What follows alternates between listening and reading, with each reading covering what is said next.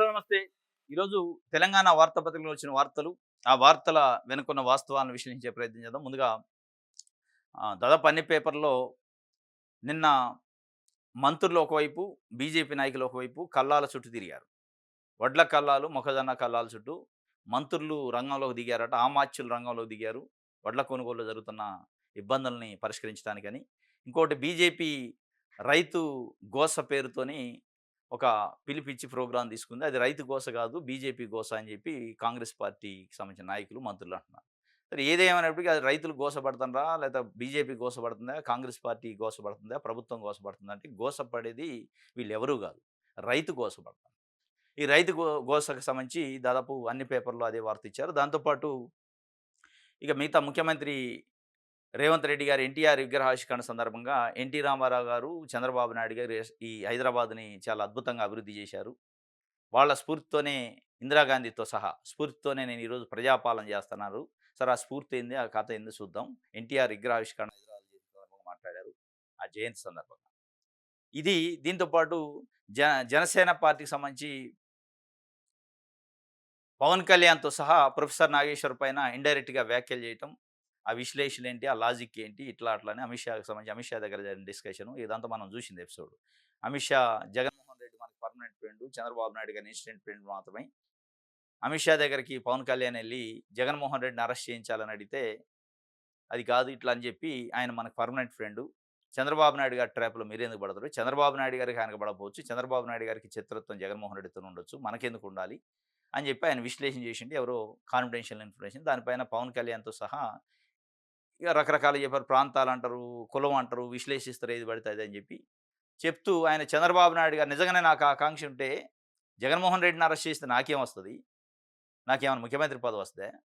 ఒకవేళ నిజంగానే అట్లాంటి రాజకీయ ఆకాంక్ష, పదవుల ఆకాంక్ష ఉంటే 2023లో చంద్రబాబు నాయుడు గారిని అరెస్ట్ చేసినప్పుడే నేను ముఖ్యమంత్రి అయ్యేటోడిని అన్నాడు. మరి ఆ లాజిక్ ఏందో, ఆ విశ్లేషణ ఏందో అని ఇప్పటికే చాలామంది అడుగుతున్నారు. దీనిపైన రౌండ్ టేబుల్ సమావేశాలు జరిగినాయి. తెలంగాణ వ్యాప్తంగా ప్రొఫెసర్ నాగేశ్వరరావుకి మద్దతుగా. దానిపైన నిన్న జనసేన పార్టీ కొంతమంది తెలంగాణకు సంబంధించిన నాయకులు ప్రెస్ మీట్ పెట్టారు. ప్రెస్ క్లబ్‌లో. పెడుతూ దాన్ని ఇక ప్రొఫెసర్ నాగేశ్వరరావు కోసం సంఘీభావం తెలిపిన వాళ్ళని ఖండించడం, విమర్శించడం చేస్తూ వల్గర్ లాంగ్వేజ్ మాట్లాడితే అక్కడే కవర్ చేయడానికి వచ్చిన జర్నలిస్టులు నిరసన వ్యక్తం చేశారు. ఇక చంద్రబాబు నాయుడు గారు, పవన్ కళ్యాణ్ గారు తెలంగాణ పైన పెత్తనం చేయాలని ప్రయత్నం చేస్తారు. ఇట్లా విమర్శలు వచ్చింది. దానికి సంబంధించిన ఒక వార్త. వీటన్నిటికంటే ముఖ్యం పరిషత్తు ఎన్నికలు ఇప్పట్లో లేనట్టే. జెడ్పీటీసీ, ఎంపీటీసీ ఎన్నికలు ఇప్పట్లో లేనట్టే అని ఒక వార్తని క్వెషన్ మార్క్ ఏశారు. సరే అయి ఇప్పుడు ఉంటాయా లేవా? ఇప్పుడు ప్రజలకి ఇప్పటికిప్పుడు ఆ పరిషత్ ఎన్నికలు జరగడం వల్ల ఒరిగేదేందో, వచ్చేదేందో పక్కన పెడితే, ఎందుకు ఈ పరిషత్ ఎన్నికలు ఎంపీటీ, జెడ్పీటీసీ ఉండాలి, ఎప్పుడొస్తాయి, ఎప్పుడొస్తాయి అని ఎదురు చూస్తున్నారు ప్రజలంటే, రైతు భరోసా వస్తదని. ఎన్నికలొస్తేనే రైతు భరోసా, ఎన్నికలుంటేనే రైతు భరోసా విడుదలకు సంబంధించిన ప్రకటనలు వస్తున్నాయి కాబట్టి, ఏమన్నా ఎన్నికలొస్తే బాగు అని చూస్తున్నారు. అవి ఇప్పుడు ఉన్నది ఏందంటే ఎంపీటీసీ, జెడ్పీటీసీలు. అయి ఇప్పట్లో ఉండవు. ఎందుకంటే జూను, జూలైలో సంబంధించిన సర్వే ఉంది. దాని తర్వాత ఇప్పుడు జనాభా లెక్కలకు సంబంధించి ఉంది. ఇదంతా ఈ సర్వే అయిన తర్వాత ఫైనల్ ఓటర్ లిస్ట్ వచ్చేది ఎప్పుడంటే అక్టోబర్ 1కి. అప్పటి వరకు ఎన్నికలుండవు. ఇక అప్పటి వరకు ఎన్నికలు లేవంటే మరి అప్పటి వరకు రైతు భరోసా ఉండదా అంటే ఉండదు అన్నట్టే ఒక చర్చ అయితే జరుగుతుంది. ఎందుకంటే డిసెంబర్ 2025 ఇవ్వాల్సిన రైతు భరోసా, యాసంగి రైతు భరోసా ఇప్పుడు మే నెల అయిపోయి జూన్‌లోకొస్తున్నాం. మళ్ళా జూన్‌లో ఖరీఫ్ సీజన్‌కి సంబంధించిన రైతు భరోసా వస్తది. మరి ఖరీఫ్ రైతు భరోసా కూడా లేనట్టేనా? ఎంపీటీసీ, జెడ్పీటీసీ ఎన్నికలు లేవు కాబట్టి ఖరీఫ్ రైతు భరోసా కూడా ఎగ్గొట్టినట్టేనా? ఉండదా? అనే చర్చ రైతులు. దీనిపైన ప్రభుత్వం వైపు నుంచి ఇంతవరకు క్లారిటీ లేదు. సాక్షాత్తు ముఖ్యమంత్రి రేవంత్ రెడ్డి గారు ఫిబ్రవరిలోనే రైతు భరోసా జమ అయిద్ది మీ ఖాతాల్లో అన్నాడు. అది ఫిబ్రవరి పోయింది, మార్చి పోయింది, ఏప్రిల్ పోయింది, మే పోయింది. కేవలం 2 ఎకరాలకు మాత్రమే రైతు భరోసా ఇచ్చారు. మరి మిగతా రైతుల పరిస్థితి ఏంటి? అసలు ఆ 2 ఎకరాల పైనున్న రైతుల పరిస్థితి ఏంటి? ఇప్పుడు మళ్ళా ఆ 2 ఎకరాల రైతులు కూడా తీసుకోవడానికి మళ్ళా ఖరీఫ్ సీజన్‌కి ఎదురు చూస్తున్నారు. వాళ్ళ పరిస్థితి ఏంటి? అంటే సమాధానం లేదు. మాట లేదు దానిపైన. ముచ్చట లేదు. దీనిపైన రైతులు అడుగుతున్నారు. ఏంటి మా రైతు భరోసా పరిస్థితి? యాసంగిదేమో ఎగ్గొడితివి. 2 ఎకరాలకిచ్చి మిగతా వాళ్ళకి. అసలు మళ్ళా 1 ఎకరం నుంచి మళ్ళా జూన్‌లో ఇవ్వాల్సుంది. అది ఇస్తావా? ఇవ్వా? ఈ ఎన్నికలుంటే తప్ప నీకు రైతు భరోసా గుర్తురాదా? అని ప్రభుత్వాన్ని నిలదీస్తున్న పరిస్థితి. ప్రభుత్వం వైపు నుంచి స్పందన లేదు. ఇది ఒక వార్త ఇచ్చారు. ఎంపీటీ, జెడ్పీటీసీ ఎన్నికలు మరింత ఆలస్యం. జూన్ 25 నుంచి జులై 24 వరకు రాష్ట్రంలో సర్రు. అక్టోబర్‌లో తుది ఓటర్ జాబితాల ఖరారయ్యే ఛాన్సు. ఆ తర్వాతే ప్రాదేశిక ఎన్నికల నిర్వహణ సాధ్యం. ఎన్నికలు ఇప్పట్లో లేకుంటే రైతు భరోసా కూడా డౌటే అని ఇచ్చారు. ఇదనమాట. రేవంత్ సర్కార్ మరోసారి రైతుల నోట్లో మట్టి కొట్టింది. ఎన్నికలు ఇప్పట్లో లేవు కాబట్టి లేకుంటే రైతు భరోసా కూడా డౌటే అంటే డౌట్ కిందనే కనిపిస్తుంది. ఇక జనసేనకి జర్నలిస్టుల శాఖ జనసేన నాయకులు మీడియా సమావేశం రసాబస. నాగేశ్వరు, పాశ్యం యాదగిరిపై నోరు బారేసుకున్న నేతలు, సంపత్ నాయక్ బూతులపై మండిపడుతున్న పాత్రికేయులు, నిలదీత్తో సోమాజిగూడ ప్రెస్ క్లబ్ నుంచి నేతల పరుగు. తెలంగాణలో దొంగల రాజ్యం నడుస్తుంది. చంద్రబాబు, పవన్ పెత్తనమే నడుస్తున్నది. సీఎం రేవంత్ రెడ్డి పాలన బాగలేదు. మళ్ళీ ప్రజలు ఉద్యమించక తప్పదు. సీనియర్ జర్నలిస్ట్ పాషం యాదగిరి చెప్పిండు.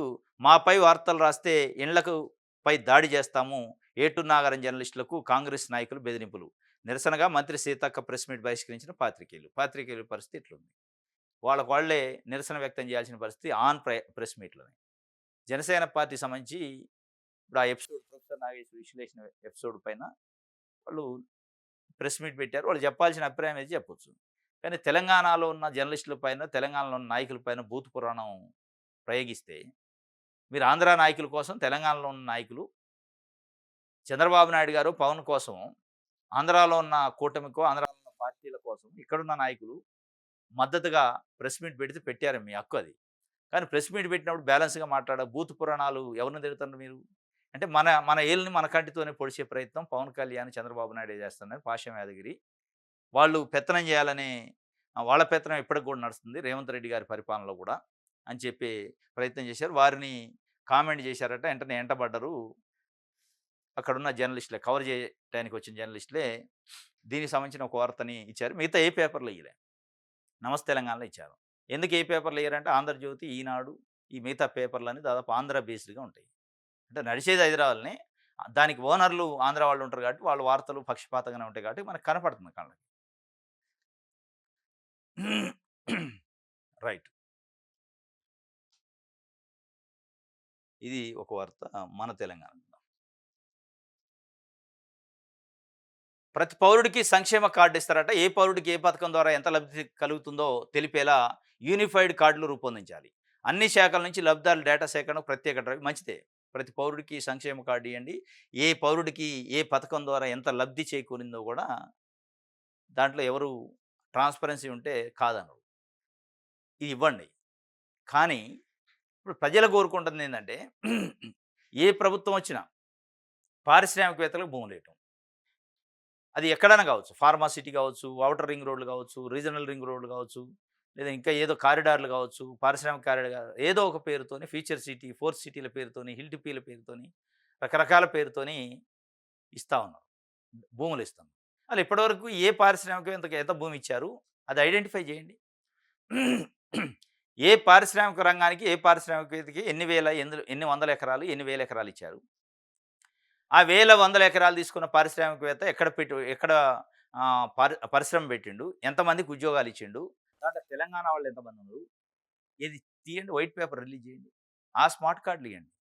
ఇది ఇవ్వండి. దీంతో పాటు అది ఇవ్వండి. ఫస్ట్ అది ఇవ్వండి. భూములు వందల వేల ఎకరాలు ప్రజలే గుంజుకొని తీసుకుపోయి పారిశ్రామికవేత్తల చేతిలో ప్రభుత్వాలు పెడుతున్నాయి బై పోలీస్ సెక్యూరిటీ.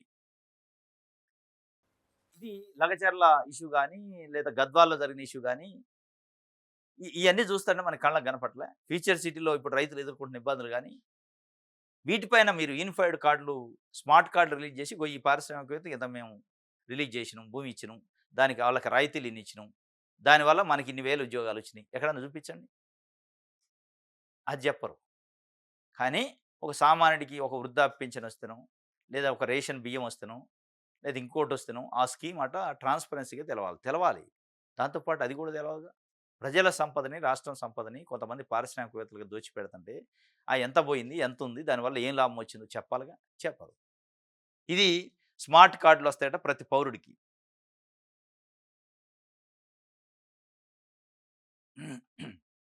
రైట్. తడిసిన ధాన్యానికి మద్దతు ధర. ప్రభుత్వం నిన్న మంత్రులు పోయారు. తడిసిన ధాన్యానికి మద్దతు ధర, తడిసిన ధాన్యాన్ని కూడా కొంటాం. ఇది చాలా ఆశ్చర్యకరంగా ఉంటుంది. అసలు తడిసిన దాకా చూడటం ఎందుకు, తడిసిన ధాన్యాన్ని కొంటామని మళ్ళీ ప్రకటనలు ఎందుకు?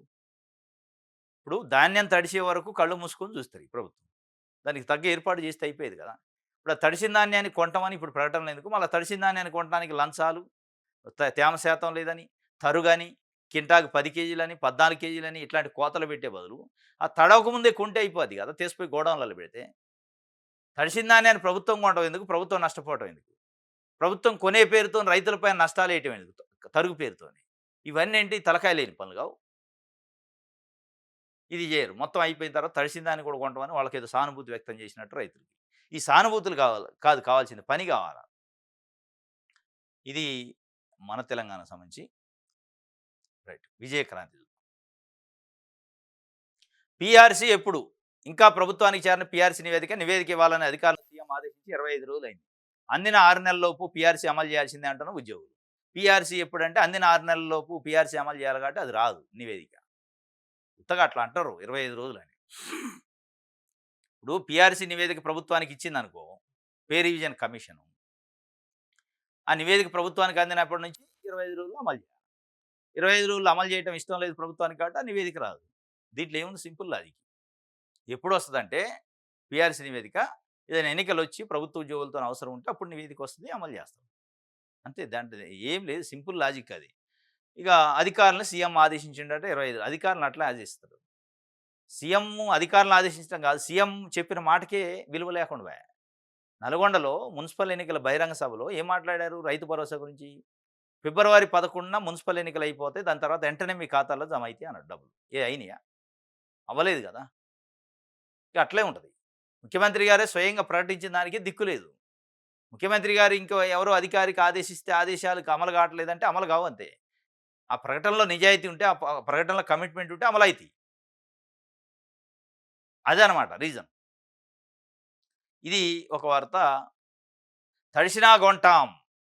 తడపటం ఎందుకు? తడిసినా గొంటం అని చెప్పటం ఎందుకు? ఆ తడిసిన పేరుతోని తరుగులు, తోకలు కడిజేయటం ఎందుకు? ఇదంతా ఏంటి?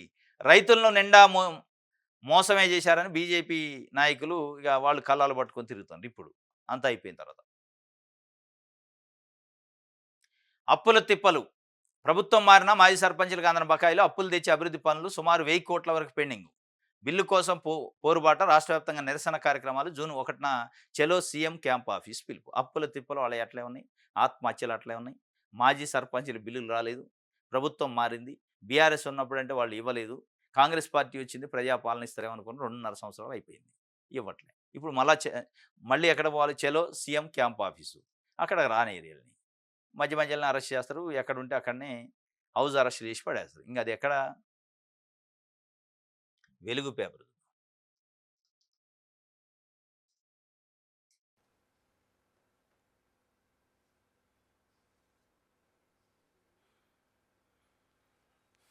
ఫైనాన్స్‌లో ఫైళ్లు కుప్పబడ్డాయట. ప్రతిదానికి ఆర్థిక శాఖ అనుమతి తప్పనిసరి చేయడంతో సమస్య. సాధారణ ఫైల్స్ సైతం నెలల తరబడి పెండింగ్. ఆగిపోతున్న కొత్త రిక్రూట్మెంట్, కాంట్రాక్ట్ జీతభత్యాలు, బదిలీలు, నిలిచిపోతున్న సబ్సిడీలు, అభివృద్ధి పనులు. ఆసుపత్రుల్లో అత్యవసర మందులు, పరికరాలకు వెయిటింగే. రోడ్లు, బిల్డింగుల్లో చిన్న చిన్న మరమ్మతులకు ఎదురుచూపులే. నిబంధనలను కాస్త సడలిస్తే తప్ప పనుల్లో వేగం పెరగదనే అభిప్రాయాలని ఫైనాన్స్ డిపార్ట్మెంట్‌లో ఫైళ్లు కుప్పలు కుప్పలుగా పడ్డాయి. పడితే పడ్డాయి. దానివల్ల ప్రజలకు నష్టం లేకపోతే ఇబ్బంది లేదు గానీ, ప్రజలకి నష్టం ఉంది. డైరెక్ట్‌గా ఒక ఫైల్ ఫైనాన్స్‌లో ఆగిందంటే, ప్రభుత్వ ఆసుపత్రుల్లో మందు బిళ్ళలు, పేదలకు పంచాల్సిన మందులు కూడా రావు. సూది, దూది, మందు బిళ్ళలు లేని పరిస్థితి. ఇక ఆ పరిస్థితిని మరి ఆసుపత్రులు అత్యవసర మందులు లేవు, పరికరాలకు మనిషి, రోడ్లు, బిల్డింగ్‌లు, నిలిచిపోతున్న సబ్సిడీలు, కాంట్రాక్ట్ ఉద్యోగుల జీతాలు, కొత్త రిక్రూట్మెంట్లు ఇయన్నీ ప్రజలకు సంబంధించింది. లింక్ అయ్యండి పేద ప్రజలు. ఇవన్నీ ఆగుతున్నాయంటే మరి వాళ్ళు ఏం తీరిక లేని పనులు చేస్తున్నారో, దేనికోసం తిరుగుతున్నారో తెలవట్లే. పొద్దున్న లేతే ఢిల్లీకా లేకపోతే గ్రామాల్లో తిరుగుతున్నట్టు అనిపిస్తుంది.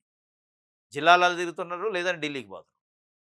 మరి ఫైళ్ళు ఎందుకు క్లియర్ కావంటే, మరి ఆ ఫైళ్ళు ఏ ప్రయారిటీలో తీసుకుంటున్నారు అనేది తెలవదు కానీ మొత్తానికైతే పెండింగ్‌లు పడి చాలా స్కీములు ఆగిపోతున్న పరిస్థితి. ఇప్పటికైనా దానిపైన డిప్యూటీ సీఎం ఆర్థిక శాఖ మంత్రి దృష్టి పెట్టాలి. ఎందుకు ఆగుతున్నాయి ఫైళ్ళు అనంటే అని దృష్టి పెట్టి పరిష్కరిస్తే తప్ప పనులు కావు. దానివల్ల పనులు కాకపోతే రైతులు, ప్రజల్లో వ్యతిరేకత ఉంది. రైతు గోస చూడండి, 80% ధాన్యం ఎక్కడ కొనుగోలు చేశారు చెప్పండి అని బీజేపీ అడుగుతుంది. అది రైతు గోస కాదు, బీజేపీ గోస అని కాంగ్రెస్ పార్టీ అంటుంది. గోస వాళ్ళన్నా మీరన్నా గోస మీది కాదు, వాళ్ళది కాదు. రైతు గోసే అది. అర్థమైందా? ధాన్యం కొనుగోలులో నెంబర్ 1 రికార్డు స్థాయిలో సేకరించడం. నెంబర్ 1 కావచ్చు, రికార్డు స్థాయిలో సేకరించవచ్చు. చాలా గమ్మత్తుగా ఉంటుంది కాంగ్రెస్ పార్టీలో ఉన్న నాయకులు, మంత్రులు చెప్తుంటే. మేము రికార్డు అంటే రికార్డు ప్రజలు అనాల. చాలా అద్భుతమైన కొనుగోలు చేశారని ప్రజలు అనాల. కేసీఆరే బెటర్ ఉండే ఆయన ఉన్నప్పుడు బాగా అయిందని అనుకోవద్దు. మీరు రికార్డ్ అని మీ రికార్డ్ మీరే చెప్తే ఎట్లా? రైతు రుణమాఫీ కూడా చెప్తుంటారు. 22,000 కోట్లు దేశంలో ఏ రాష్ట్రం చేయాలో మేము చేసినాం రైతు రుణమాఫీ అని. చేశారు. కానీ ఏది దాని ఫలితం? అందరికి కాలేదు కదా! అందరికి చేస్తున్నానురా 22,000 కోట్లు చేస్తున్నానురా అంటే అందరికీ రుణమాఫీ చేస్తారు 2,00,000 వరకు ఉన్నోళ్ళకంటారు. ఏది కాలేదుగా. ఇప్పటికి పెండింగ్ ఉన్నాయి 30% పైగానే. అట్లే ఈ రైతు ధాన్యం కొనుగోలులో నంబర్ 1, నంబర్ 1 అంటున్నారు. రైట్. ఇది సాక్షికి సంబంధించి ఆంధ్రప్రభ. ఎన్టీఆర్ పథకాలే మాకు స్ఫూర్తి. దేశ చరిత్రలో ముగ్గురు జాతి రత్నాలు ఉండటం వారే అంబేద్కర్, ఇందిరాగాంధీ, ఎన్టీఆర్. మా ప్రజాపాలనకు ఇందిరమ్మ ఆశయాలు, ఎన్టీఆర్ ఆలోచనల పునాదులు, బాధితులను పాలకులుగా స్ఫూర్తి మార్చి ఘనత ఎన్టీఆర్‌ది. బాధితులను పాలకులుగా మార్చిన ఘనత ఎన్టీఆర్‌దట. నాడు ఎన్టీఆర్ యువతకు రాజకీయాల్లో పెద్దపీట వేశారు. నేడు మా ప్రభుత్వం నిరుద్యోగ యువతకు ఉద్యోగ అవకాశాలు కల్పిస్తుంది.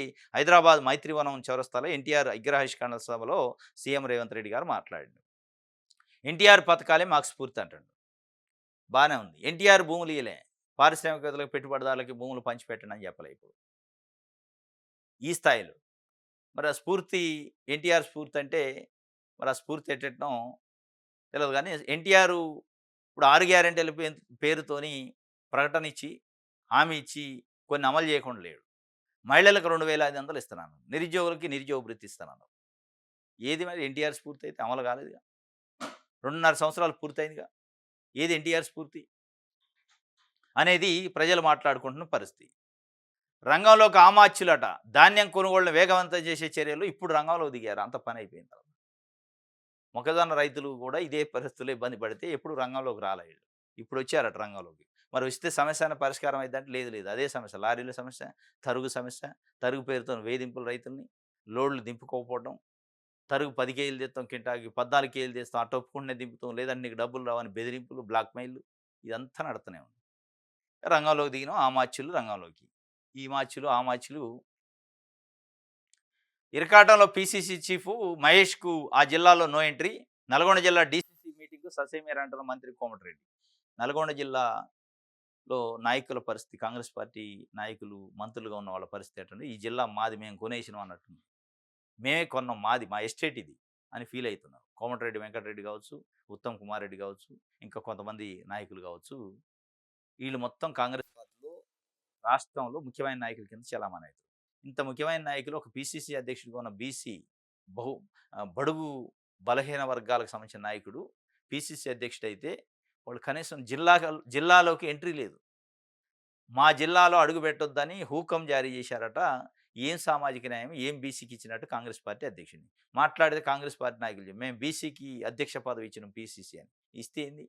పక్కనే ఉన్న నల్గొండ జిల్లాలో ఎంటర్ అయ్యే అధికారం లేకుండా చేస్తే అవమానిస్తున్నారు. ఇరకాటంలో లేడు. ఇరకాటంలో పీసీసీ చీఫ్ కాదు. ఇబ్బంది పెడుతున్నారు పీసీసీ అధ్యక్షుడిని. అక్కడ ఒక డీసీసీ నల్గొండ జిల్లా కాంగ్రెస్ పార్టీ అధ్యక్షుడు కూడా ఒక బీసీ నాయకుడు, విద్యార్థి ఉద్యమ నేత, తెలంగాణ ఉద్యమ నేత ఉండు. అది వాళ్ళకి కంటగింపైంది. మేముండాలి. మా కుటుంబాల్లో ఉండాలి తప్ప కోమటిరెడ్డి వెంకటరెడ్డి కుటుంబం, లేదా జానారెడ్డి కుటుంబం, లేదా ఉత్తమ్ కుమార్ రెడ్డి కుటుంబం, మా కుటుంబాల్లో ఎవరో ఒకళ్ళు డీసీసీ అధ్యక్షుడు ఉండాలి తప్ప ఎవరినో తీసుకొచ్చి నువ్వు పెడితే అసలు నీకు ఎంట్రీ మేము ఎట్లా ఇస్తాం? ఆ డీసీసీ జిల్లా కాంగ్రెస్ పార్టీ మీటింగు ఒకటి పెట్టుకోవాలంటే ఇంతవరకు లేదు డీసీసీ అధ్యక్షుడు. కోఆపరేషన్ నిల్లు. పీసీసీ అధ్యక్షుడికి లేదు, డీసీసీ అధ్యక్షుడికి లేదు నల్గొండలో. మేము మా కుటుంబ సభ్యులు ఉంటేనే మేము కోఆపరేషన్. బాహాటంగా, బహిరంగంగా బరితెగించి మరి ఈరోజు చేస్తున్నారు అనేది స్పష్టంగా కనపడుతుంది. బడుగు బలహీన వర్గాల నాయకుడిగా ఉండకూడదు. మా చేతి కింద ఉండాలి తప్ప మా లెవెల్‌లో సీటేసుకొని కూర్చోవడానికి లేదు అనే ఒక మైండ్ సెట్ ఉన్నట్టు అనిపిస్తుంది. నల్గొండ జిల్లా డీసీసీ మీటింగ్ ససేమిరా అంటున్నాడట కోమటిరెడ్డి వెంకటరెడ్డి. రాజకీయ విరాళాల్లో టీడీపీ టాప్ ఉందట. 2024-25లో 228 కోట్లు ఆదాయం. ప్రాంతీయ పార్టీల ఆదాయాల్లో అగ్రస్థానం. టీఎంసీకి 219 కోట్లు, వైసీపీకి 140 కోట్లు ఏడీఆర్ నివేదిక వెల్లడి చేసింది. రాజకీయ విరాళాలలో మొత్తం దేశంలో ఉన్న ప్రాంతీయ పార్టీల్లో అత్యధిక ఆదాయం ఉంది. 228 కోట్ల రూపాయలు తెలుగుదేశం పార్టీకి ఉంది. దాని తర్వాత టీఎంసీ, దాని తర్వాత మిగతా పార్టీ వైసీపీకి కూడా 140 కోట్ల రూపాయల ఆదాయం. తెలుగుదేశం పార్టీ 2 సంవత్సరాల నుంచి వచ్చిన దగ్గర నుంచి పారిశ్రామికవేత్తలు, లులు కంపెనీలు, ఆర్సెలర్ మెట్ల కంపెనీలు, లేదంటే ఊర్సా కంపెనీలు ఇట్లాంటి కంపెనీల వాళ్ళతో సూట్లు, బూట్లు ఏసుకున్న వ్యక్తులతోనే ఎక్కువ సమావేశాలుంటాయి. చంద్రబాబు నాయుడు గారు, నారా లోకేష్ గారిది. వాళ్ళకి భూములు ఇవ్వటం, వాళ్ళకి రాయితీలు ఇవ్వటం, వాళ్ళకి రకరకాల బెనిఫిట్స్ ఇయ్యటం. మరి దాంట్లో భాగంగా వచ్చినాయా? లేదంటే తెలుగుదేశం పార్టీ పైన మరి అంత పారిశ్రామికవేత్తలకి ఇంట్రెస్ట్ ఏంటి? ఈ ఆదాయం ఏది లోన్ ఈ విరాళాలు ఇచ్చే వాళ్ళకి ఎక్కువగా పారిశ్రామికవేత్తలు, బిజినెస్ మెన్‌లే ఇస్తా ఉంటారు. వాళ్ళ ఇంట్రెస్ట్ ఏందో గాని ఎలక్షన్ బాండ్ల రూపంలో వాళ్ళకి 228,00,00,000 దేశంలో టాపెస్ట్ ఇన్‌కమ్‌లో ఉంది తెలుగుదేశం పార్టీ. ఇదనమాట సంపద సృష్టిస్తా అని చంద్రబాబు నాయుడు గారు చెప్తా ఉంటారు. నేను సంపదని సృష్టించి పంచుతా ప్రజలకి అన్నాడు. సంపద ఇక్కడ సృష్టిస్తున్నారు. తెలుగుదేశం పార్టీకి సంపదొస్తుంది. తెలుగుదేశం పార్టీ నాయకులకు సంపదొస్తుంది. కానీ ప్రజలకు రావట్లే. ఇదే తెలవంది ప్రజలకి. ఇది ఒక వార్త ఆంధ్రప్రభకు సంబంధించి. ఆంధ్రజ్యోతి చూద్దాం.